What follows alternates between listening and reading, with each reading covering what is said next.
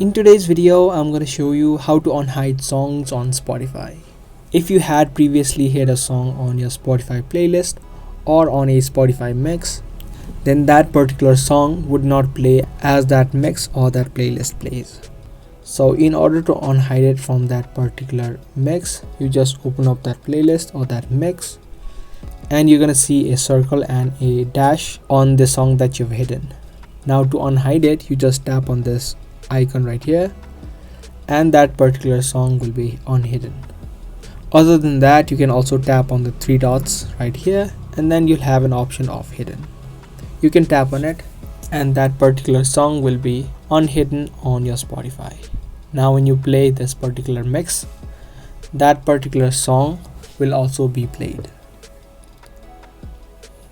So that's the way you unhide songs on Spotify. I hope this video helped you out. If it did, make sure to subscribe and also give this video a thumbs up.